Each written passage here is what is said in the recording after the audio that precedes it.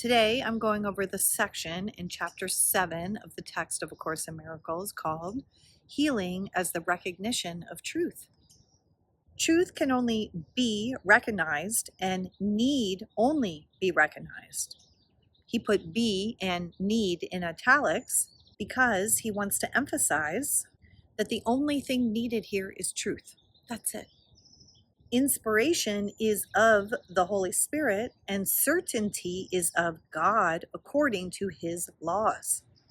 So certainty is of God because God created us, because God is source. God is the source that created us.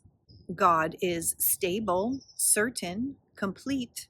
And Holy Spirit is the inspiration because the only reason that Holy Spirit exists at all is because we're having a dream of separation. And we need Holy Spirit as the voice for God or the memory of God to wake us up from our dream so we can return back to our certainty. Right now we are uncertain, we are confused, we are lost in darkness because we are believing the ego's thought system.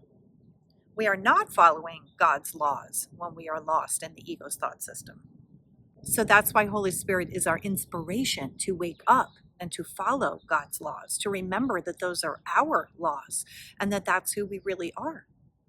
Both, therefore, come from the same source, since inspiration comes from the voice for God and certainty comes from the laws of God. A much more beautiful and fancy way to say what I just said, which is it all comes from God, both meaning God and Holy Spirit. They are coming from the same source. Since inspiration comes from the voice for God, right? We need that in our dream. That's what inspires us to wake up. And certainty comes from the laws of God, meaning outside of this dream, back home in the kingdom, in heaven, where we really are right now, those are the laws of God. The oneness, the wholeness, the love, the certainty. Those are God's laws. And Holy Spirit is here within our dream to wake us up so that we can remember that those are our laws. Healing does not come directly from God, who knows his creations as perfectly whole. Why? Why does healing not come directly from God? Because God knows nothing of this dream. Because this dream isn't real. It's not really happening. It is a figment of our imagination. So that's why none of this is coming directly from God, because God doesn't know about this dream, but it is coming from Holy Spirit, which is the voice for God in our dream. And he's saying that God knows his creations as perfectly whole because God knows the truth of who we are, and we are still perfectly whole. That's all that God knows is our truth, the wholeness, not this dream of separation. Yet healing is still of God because it proceeds from his voice and from his laws. Okay, so even though God doesn't know anything about this dream, Holy Spirit does. Holy Spirit is the voice for God within our dream. And that's why healing is still of God, because it proceeds from his voice and his laws, meaning Holy Spirit proceeds from God's voice and God's laws. That's what it means. It is their result in a state of mind that does not know him. The state is unknown to him and therefore does not exist. But those who sleep are unaware. Because they are unaware, they do not know. So the state is unknown to him and therefore does not exist means God knows nothing of this dream and this dream doesn't really exist. But those who sleep are unaware, that's us. We are asleep in this dream and we are unaware that we are dreaming. And because we are unaware, we do not know. We do not know our truth when we are perceiving the dream of separation. The Holy Spirit must work through you to teach it. So the Holy Spirit is in us because it is our truth of who and what we really are. We really are spirit. And he must work through us to teach us who we really are, means practicing forgiveness. When we know that we are spirit, that everything else out in the multiverse is also just spirit, this is how Holy Spirit works through us to awaken everyone, because there's only one of us and all minds are joined. This is an intermediary step toward the knowledge that you are in God because you are part of Him. So an intermediary step is needed because we're asleep and we're unaware. So we need some mediation from Holy Spirit to help us to wake up so that we know who we are. And we are a part of Him, He's telling us, meaning of God. We are one with God. The miracles the Holy Spirit inspires can have no order of difficulty because every part of creation is of one order. So within our illusion, we think that we have all this order of difficulty, that we have steps, that there's increments, to work towards something. But what he's telling us is that none of that is real. And in truth, all of creation is of one order. There's only truth or the lie. That's it. Those are our two choices when we even know that we have a choice to make. So when we choose spirit, when we choose our truth, and as we practice knowing our truth over and over and over again, meaning practicing forgiveness, there appeared to be orders of difficulty within our world as far as even just things that we can remember to forgive or things that we forget to forgive because they seem more important or more difficult. Those are just things that appear within our illusion, but really there's only one of us, there's only one truth, and therefore there is no order of difficulty. Every single lesson that appears to happen here within your dream world is of the same order of difficulty. It's just another opportunity for you to know truth instead of the lie, for you to know that you are spirit and not ego. It's all the same, what appears to happen within our illusion, because we're acting out the same symbology over and over and over again, ego versus spirit. This is God's will and yours, for us to wake up and know that we are one. The laws of God establish this, and the Holy Spirit reminds you of it. Okay, so the laws of God establish it, meaning it's our truth. Our truth can never go away. And the Holy Spirit, which is the voice for God, the memory of God within our dream, reminds us of it, reminds us of our truth. When you heal, you are remembering the laws of God and forgetting the laws of the ego. So our healing comes from remembering our truth and denying ego's lie. I said before that forgetting is merely a way of remembering better. A very clever way to say forgetting the ego is a way to remember spirit, our truth, better. It is therefore not the opposite of remembering when it is properly perceived. Okay, more twisty, turny, fancy words to say deny ego and reinforce spirit. That is perceiving properly. Perceived improperly, it induces a perception of conflict with something else, as all incorrect perception does. More fancy words to describe what happens when we identify with ego. We are perceiving improperly, and it induces a perception of conflict. Properly perceived, okay, meaning knowing our truth, knowing we are spirit, it can be used as a way out of conflict, as all proper perception can. And what is proper perception? Knowing our truth, identifying with spirit. The ego does not want to teach everyone all it has learned because it would defeat its purpose.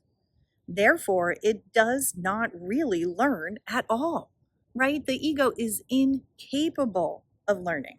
It only knows how to stay stuck in its mistaken identity of separation and feeling victimized and feeling attacked and feeling like it needs to defend itself. It only knows how to stay in that loop. It doesn't really learn anything.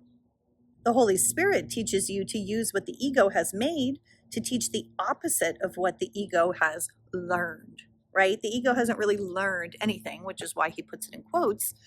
But what he's saying here is that everything that the ego tries to convince us of, which is not true, Holy Spirit then uses it as a tool to get us to wake up, to get us to see how insane the ego is, how the ego makes no sense whatsoever, how the ego is not something that we feel internally is our truth. we're not drawn to that, right? We're drawn to this course because we're drawn to spirit. Something in us suspects, wait a minute, something's not right here.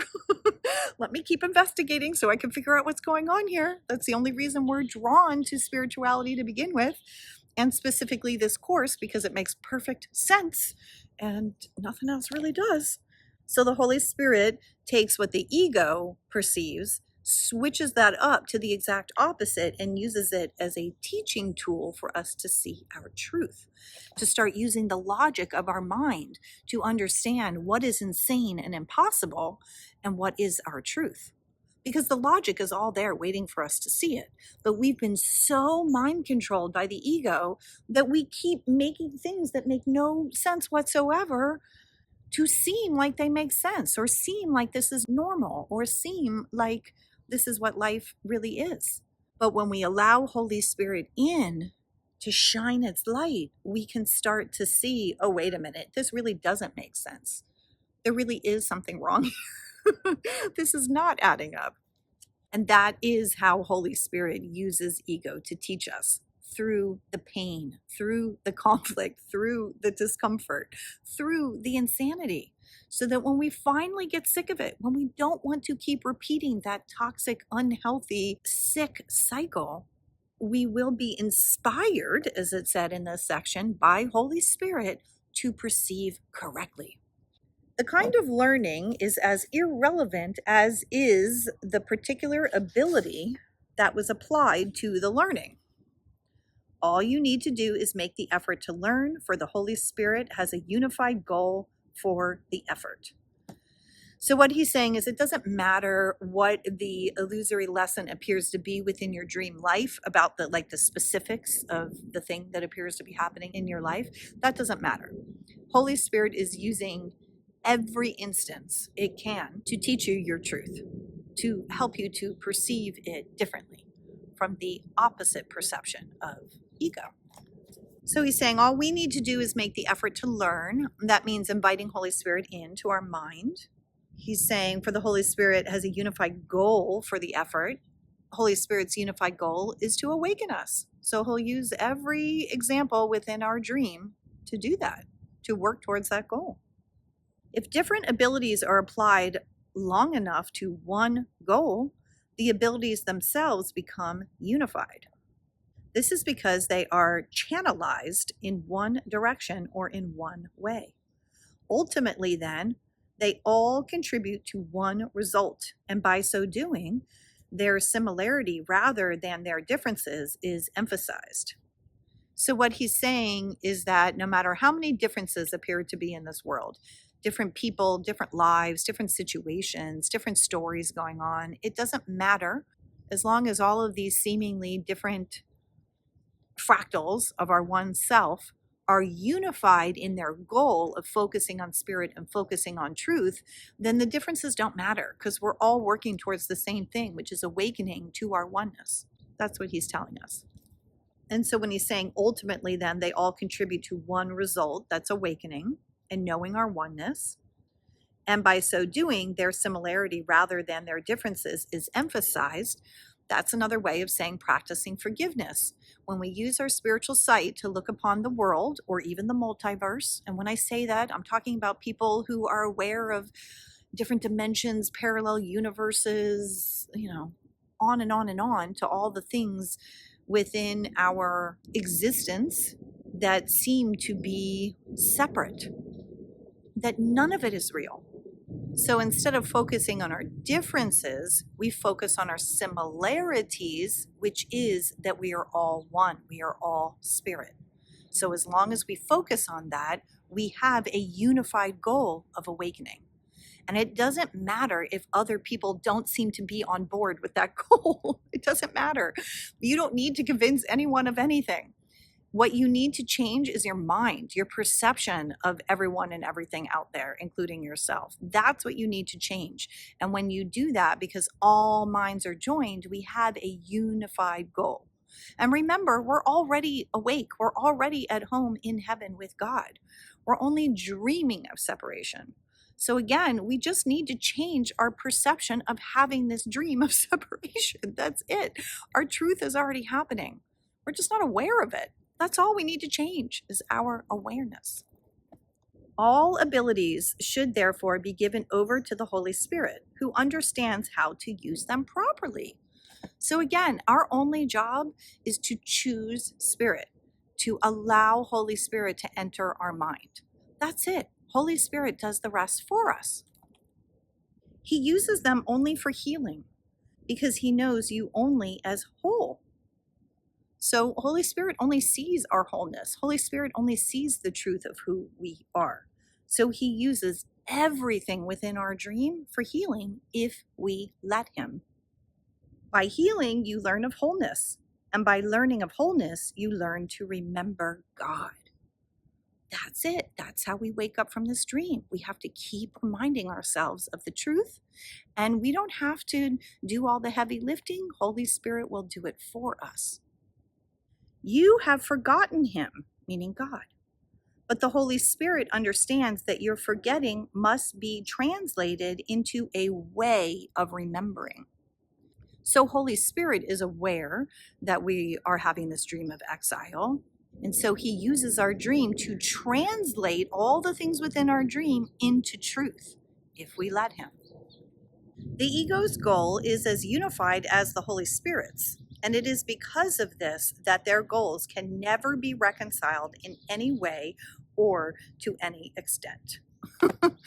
Another way of saying that ego's goal and spirit's goal are exact opposites. They can never be reconciled. They cannot coexist. And that the ego's goal is just as unified to keep us asleep as spirit's goal is to awaken us. The ego always seeks to divide and separate. The Holy Spirit always seeks to unify and heal. As you heal, you are healed. Okay, that's the same as practicing forgiveness. As we remember who others are, it helps us to remember who we really are. We have to do it all at once, knowing that we and everyone else are the same.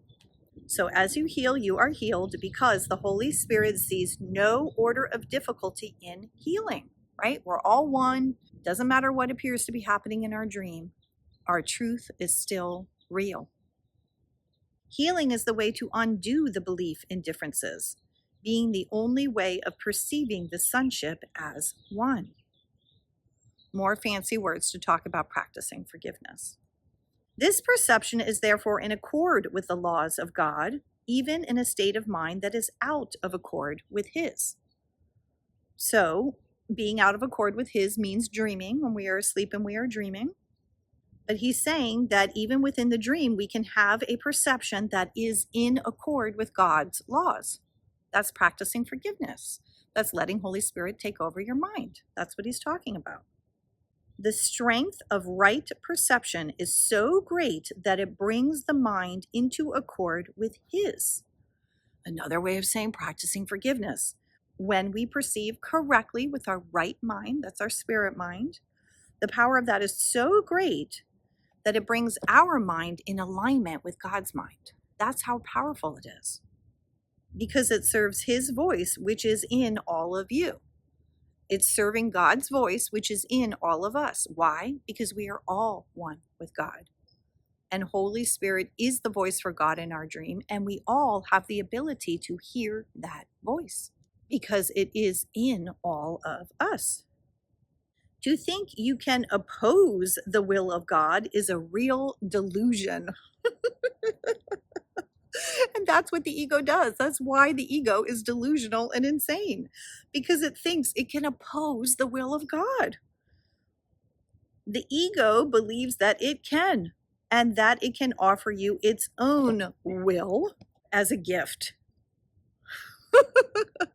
Right? It's trying to convince us that we want its gift, the ego's gift. No.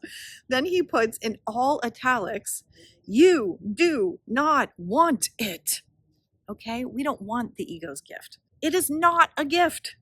It is nothing at all. God has given you a gift that you both have and are. All right, so he's telling a little story here about the ego's like, hey, look at my gift that I have to give you. And in the meantime, we've all fallen for it. We're like, oh yeah, I would love some separation. I would love some individuality. I would love a story that paints me as a victim. It's not a gift, but we got tricked into thinking that it was. So we don't want the ego's gift, is what he's telling us. It's not a real gift. He's saying it's nothing at all, right? Because the ego doesn't even really exist, right? It's neutral, it's nothing. But he's saying God has given you a gift that you both have and are, because that's our reality. The real gift is that we are one with God, and that is who we really are, and we've never lost it. We just need to remember it. When you do not use it, you forget that you have it, right?